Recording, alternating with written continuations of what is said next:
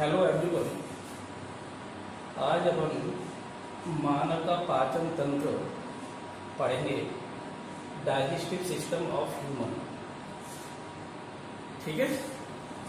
पाचन तंत्र का अर्थ या मतलब क्या होता है? शरीर में पाया जाने वाला वह तंत्र जो भोजन को पचाने में सहायक होता है। ठीक है।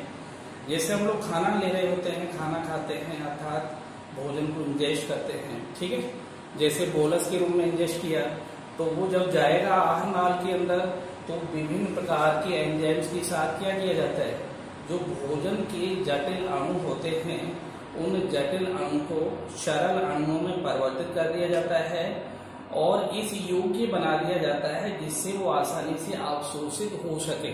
ठीक है। इस कारण से रुधिर उनको अवशोषित करके शरीर के विभिन्न भागों तक पहुंचाता रहता है। इस कारण से शरीर के विभिन्न भागों तक पोषण या पोषक पदार्थ पहुंचते रहते हैं। ठीक है। अब देखिए, सबसे पहले यहां पर मैंने लिखा हुआ है डेफिनेशन ऑफ डाइजेस्टिव सिस्टम। पाचन तंत्र की परिभाषा वह तंत्र जिसमें जटिल भोज्य पदार्थों को उनके एंजाइमेटिक जल अपघटन के द्वारा सरल एवं अवशोषण योग्य पदार्थों में बदल दिया जाता है, पाचन तंत्र कहलाता है। ठीक है। यदि आप चाहो तो इसको दूसरी तरीके से भी याद कर सकते हो, अर्थात शरीर में पाए जाने वाले वे अंग जो पाचन क्रिया में सहायक होते हैं वे मिलकर जिस तंत्र का निर्माण करते हैं उसे पाचन तंत्र कह देते हैं। ठीक है। अर्थात हम दोनों तरह से इसको परिभाषित कर सकते हैं।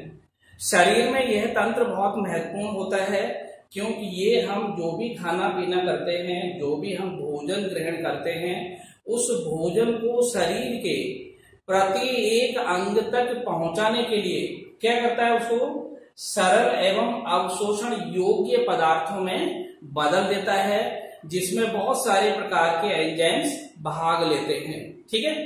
तो सबसे पहले यहाँ पर डेफिनेशन अपन जब बताएं तो ये कह सकते हैं कि वह तंत्र जिसमें जटिल भोज्य पदार्थों को उनके एंजाइमेटिक जल अपघटन के द्वारा सरल एवं अवशोषण योग्य पदार्थों में बदल दिया जाता है, इसी को हम क्या कह रहे होते हैं, पाचन तंत्र। अर्थात यही क्या कहला रहा होता है, पाचन तंत्र कहला रहा होता है।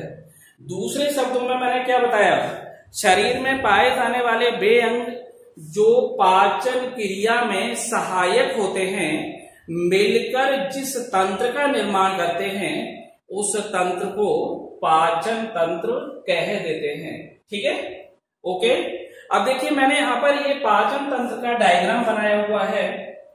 डायग्राम में पूरा का पूरा ये मैंने पाचन तंत्र दिखा रखा है। इसमें सबसे पहले हम माउथ से शुरू करते हैं, मुख से। मुख कहां पर खुल जाता है, बकल कैविटी में।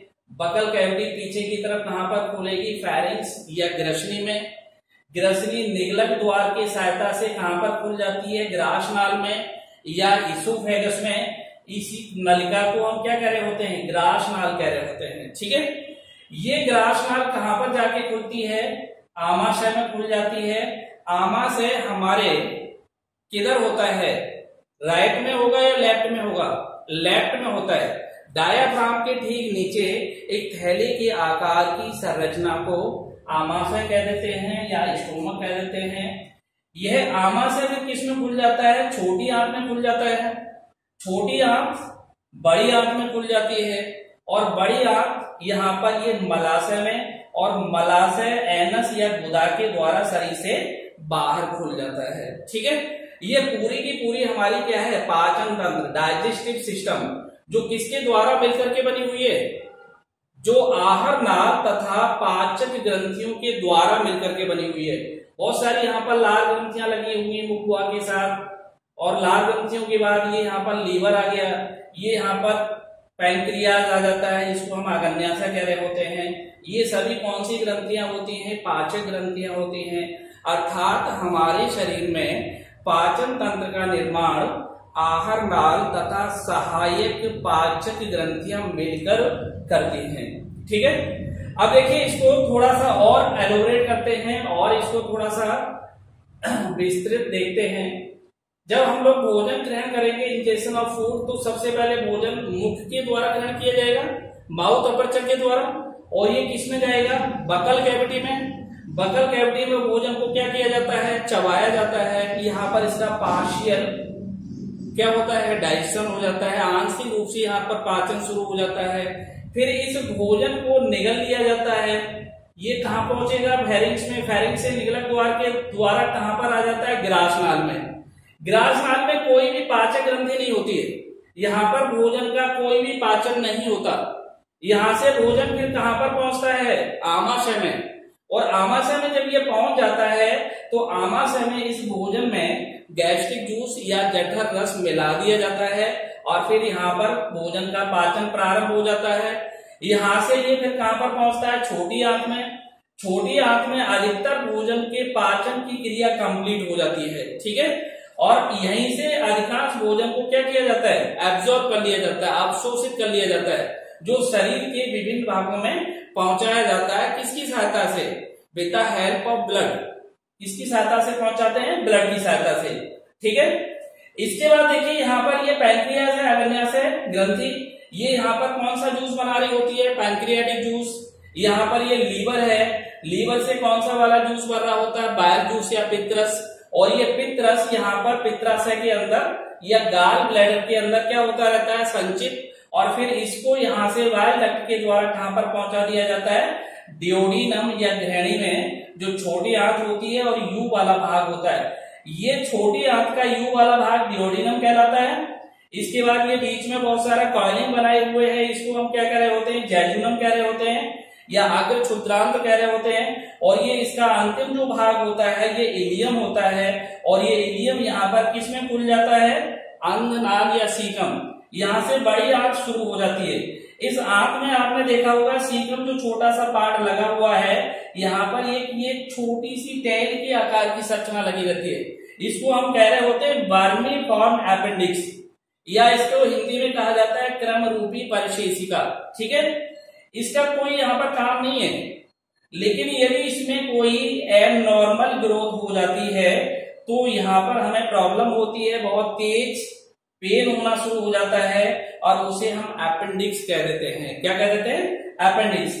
डॉक्टर लोग इसको यहाँ से ऑपरेट कर देते हैं, काट करके हटा देते हैं। ठीक है, किधर होगा, ये राइट भाग में होता है। अपेंडिक्स का दर्द कभी इधर नहीं हो रहा होता, कौन सी वाली साइड में होगा, राइट में। और राइट ही साइड में डायफ्राम के ठीक नीचे क्या लगा रहता है, लीवर, या जिसको हम क्या कह रहे होते हैं, यकृत कह रहे होते हैं। ठीक, जब यहाँ पर छोटी आंत में पूरी तरह से भोजन का लगभग पाचन हो चुका होता है तो ये फिर यहाँ से बड़ी आंत शुरू होती है, इसको हम कह रहे होते हैं बड़ी आंत, कॉलन।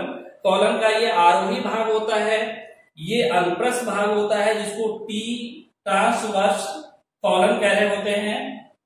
कौन सा कह रहे होते हैं, ट्रांसवर्स कॉलन। और इसके बाद ये नीचे की तरफ जा रहा होता है, इसको डेसेंडिंग कॉलन कहते हैं, या हम इसको अवरोही बृहदांत्र कह देते हैं। और ये अवरोही बृहदांत्र कहां पर खुल जाता है, मलाशय में। तो ये जो बड़ी आंत होती है ये पाचन में बहुत ज्यादा भाग नहीं ले रही होती, जो कुछ भी भोजन में पानी वगैरह होता है उस जल को ये एब्जॉर्ब करता है। और उसके बाद जो फीसिस बनता है या अपशिष्ट बनता है या मल पदार्थ बनता है, वो सारा कहां पर एकत्रित होता रहेगा, रेक्टम में, जिसको हम मलाशय कह रहे होते हैं। और मलाशय से इस एनस के द्वारा या एनल अपर्चर के द्वारा लगभग 12 से 24 घंटे के बीच में इसको यहाँ से डेफिकेट किया जाता रहता है, या हम कह सकते हैं इसको यहाँ से एक्सक्रीट कर दिया जाता है। इसे हम हिंदी में शौच भी कह देते हैं। ठीक है ना, तो इस तरह से ये पूरा का पूरा क्या है, पाचन तंत्र। क्लियर हो गया, ये डायग्राम हमें आना चाहिए। ये डायग्राम यदि हमें आता है तो ये जो पूरा का पूरा डाइजेस्टिव सिस्टम है ह्यूमन का, हम इसको आसानी से एक्सप्लेन कर सकते हैं। ठीक है, दोबारा से फिर देख लीजिए। सबसे पहले माउथ, बकल कैविटी, फेरिंक्स, फिर ये इसोफेगस आ जाएगा। इसके बाद में स्टोमक, छोटी आंत जो 3 भाग में बटी होती है, डियोडिनम ग्रहणी होता है। इसके बाद में फिर ये जैजुनम होता है, इसके बाद ये इलियम होता है जिसको हम क्या कह रहे होते हैं, क्षुद्रांग कह रहे होते हैं। क्या कह रहे होते हैं, क्षुद्रांग।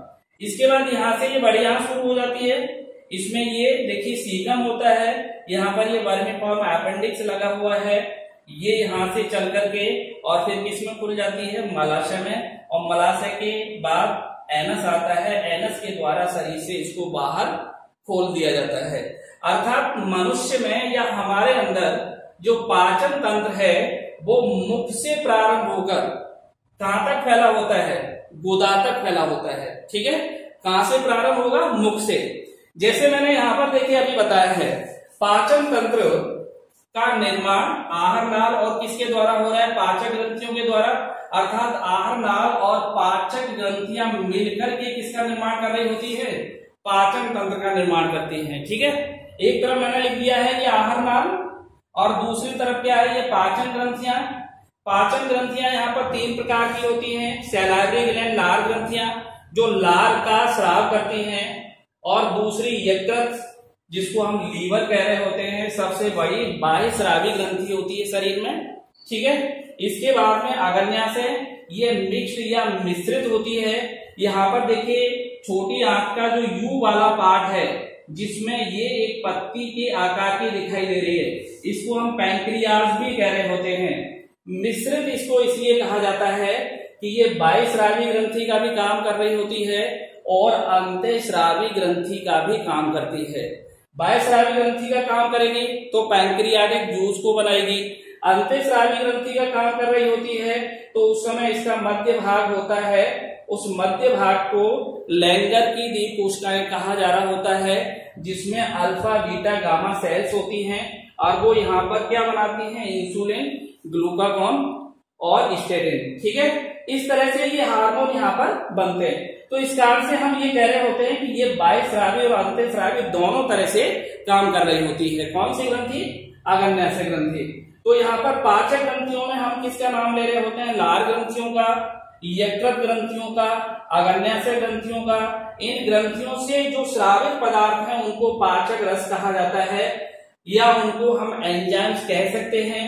और वो एंजाइम्स क्या करते हैं, भोजन को पूरी तरह से जो जटिल और बड़े अणुओं में होता है सरल और अवशोषण योग्य बना देते हैं, जिसे आसानी से अवशोषित कर लिया जाता है या रुधिर के द्वारा अवशोषित करके कहां पर पहुंचा दिया जाता है, शरीर के विभिन्न भागों में। ठीक है, इसलिए जब भी पूछा जाता है कि पाचन तंत्र किससे बना होता है, तब हमें ये बताना होता है कि आहार नाल तथा पाचन ग्रंथियां मिल करके किसको बनाती हैं, पाचन तंत्र को बनाती हैं, डाइजेस्टिव सिस्टम को बनाती हैं।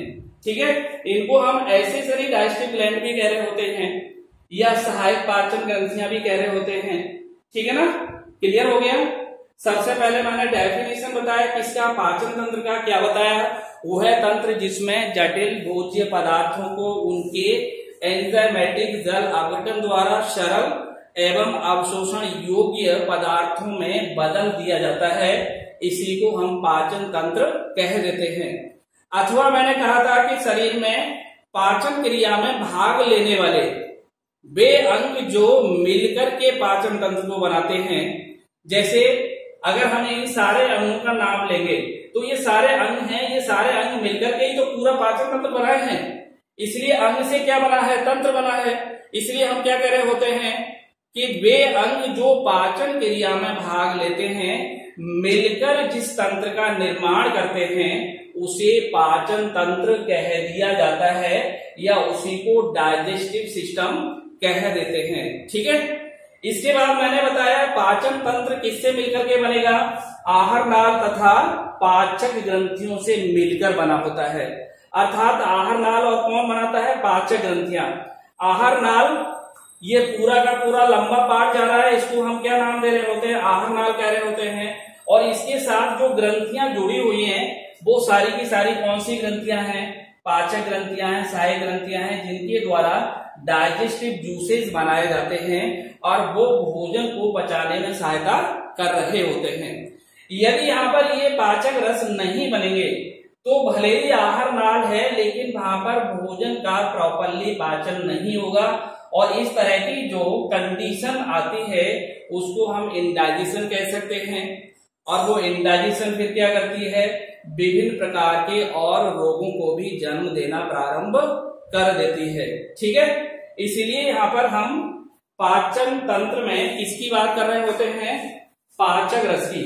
और पाचक रस किसके द्वारा स्रावित होते हैं, पाचक ग्रंथियों के द्वारा स्रावित होते हैं। ठीक है ना, ओके, समझ में आ गया होगा। इसके बाद देखिए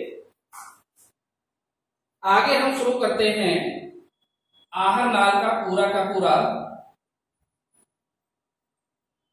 स्ट्रक्चर, जिसको हम कह सकते हैं स्ट्रक्चर ऑफ एलिमेंट्री केनाल, या हम कह सकते हैं आहार नाल की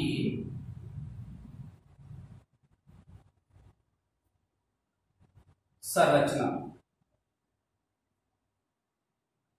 ठीक है, स्ट्रक्चर ऑफ एलिमेंट्री केनाल। अब देखिए मैंने अभी आपको बताया था कि ये जो आहार नाल होती है ये मनुष्य में मुख से प्रारंभ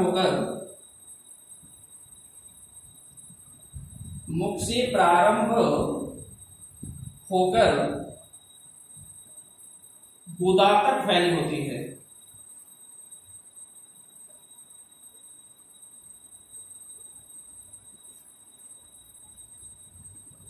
ठीक है, तथा यह एक लंबी एवं कुंडलित नलिका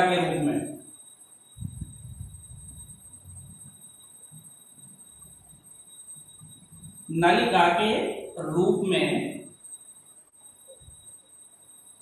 पाई जाती है। ठीक है, ये जो नलिका होती है ये मस्कुलर होगी, पेशीय होगी। अब देखिए ये जो नलिका है या आहार नाल है ये मनुष्य में जीवित अवस्था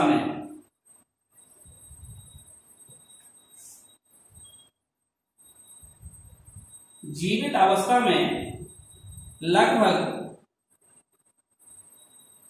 4.5 मीटर लंबी होती है। कितनी लंबी होती है, 4.5 मीटर लंबी होती है। ठीक है ना, लेकिन मृत्यु के पश्चात आफ्टर डेथ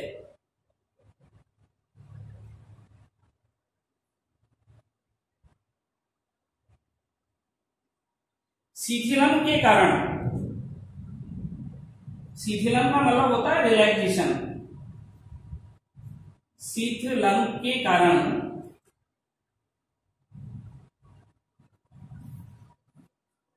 लगभग 7 से 8 मीटर लंबी रह जाती है। कितने मीटर लंबी हो जाती है, लगभग 7 से 8 मीटर लंबी हो जाती है। ठीक है ना, क्या बताया मैंने, आहार नाल मनुष्य में कहां से प्रारंभ होगी, मुख से प्रारंभ होगी और कहां तक फैली रहेगी, एनस वाले भाग से। ये शरीर में अग्र भाग में होता है, ये शरीर के पश्च भाग में होता है। कैसी होती है, एक लंबी कुंडलित पेशीय नलिका के रूप में होती है। जीवित अवस्था में इसकी लंबाई लगभग 4.5 मीटर होती है, लेकिन मृत्यु के पश्चात आफ्टर डेथ इसमें शीतलन होने के कारण लंबाई बढ़ जाती है। अर्थात यहाँ पर मैं 4.5 मीटर बता रहा था, मृत्यु के पश्चात इसकी लंबाई लगभग कितनी हो जाती है, 7 से 8 मीटर लंबी हो जाती है। ठीक है ना, क्लियर हो गया। कहां से प्रारंभ होगी, मुख से प्रारंभ होगी, माउथ से आरंभ होगी और कहां तक ले आउट करेगी, एनस तक। कहां तक फैली रहेगी, एनस तक। ये वाला भाग अग्र भाग में आ रहा है, ये वाला भाग पश्च भाग में आ रहा होता है। कैसी होती है, लंबी और कुंडलित, अर्थात एलोंगेटेड होती है और कॉइल्ड होती है, पूरी मस्कुलर होती है, पेशीय होती है। ठीक है, कौन सी वाली पेशियां अंदर होंगी, स्मूथ मसल्स होंगी अंदर, चिकनी पेशियां होंगी जिनको हम इनवॉलंटरी मसल्स कह रहे होते हैं, जिनके ऊपर हमारी इच्छा शक्ति या विलिंग पावर का कोई भी नियंत्रण नहीं होता है। जब हम खाना निगल लेते हैं तो उसके बाद हमें पता रहता है खाने का डाइजेशन कहां पर हो रहा है, नहीं पता रहता ना। क्यों, क्योंकि जो पेशियां हैं आहार नाल में वो कैसी हैं, स्मूथ, इनवॉलंटरी, अनैच्छिक पेशियां, इसलिए हमारी इच्छा शक्ति का कोई उन पर नियंत्रण रहता नहीं है, इसलिए हमें कुछ भी उनके बारे में पता नहीं होता। लेकिन यदि पेशियां कैसी होती, ऐच्छिक, तो हम उनके बारे में जानकारी कर सकते थे। ठीक है ना। इसके बाद देखिए नेक्स्ट, आहार नाल विभिन्न भागों से मिलकर के बनी हुई है। तो जो संरचना में आहार नाल के पार्ट अपने को दिखाई दे रहे हैं वो यहां पर बताने पड़ेंगे। कौन कौन से भाग आहार नाल में अभी मैंने बताए थे। पहला जो पार्ट होगा माउथ होगा। माउथ कहां पर खुल जाएगा, बकल कैविटी में, इसको हम कह रहे होते हैं मुख गुहिका। मुख गुहिका कहां पर खुलेगी, फेरिंक्स में, जिसको हम क्या कह रहे होते हैं, ग्रसनी। ग्रसनी निगलक द्वार के द्वारा कहां पर खुल जाएगी, इसोफेगस में। इसोफेगस को हम क्या कह रहे होते हैं, ग्रासनाल, जिसमें भोजन का कोई भी पाचन नहीं होता है। इसोफेगस कहां पर खुल जाता है, स्टोमक में। Stomach means आमाशय। आमाशय कहां पर खुल जाएगा, छोटी आंत में, स्मॉल इंटेस्टाइन। ठीक है। और स्मॉल इंटेस्टाइन कहां पर खुल जाएगा, लार्ज इंटेस्टाइन में, जिसको हम क्या कह रहे होते हैं, बड़ी आंत। और ये कहां पर खुलेगी, रेक्टम में। रेक्टम को हम कहते हैं मलाशय, जिसमें मल या फीसिस एकत्रित होता रहता है। और लास्ट जो पार्ट होता है वो क्या होगा फिर, एनस, जिसके द्वारा आहार नाल शरीर से बाहर खुल जाती है। स्मॉल इंटेस्टाइन के भी 3 भाग होते हैं, एक डियोडिनम होता है, एक जेजुनम होता है, और एक इसका भाग क्या होगा, इलियम होता है। ठीक है। इसी तरह से लार्ज इंटेस्टाइन में भी 3 भाग होते हैं, जिसमें आपका एक पार्ट सीकम होता है, इसके बाद में कॉलन होता है और रेक्टम होता है। ठीक है। ओके, इसको पूरे को आप अच्छी तरह से नोट कर लेना। ठीक है। ओके।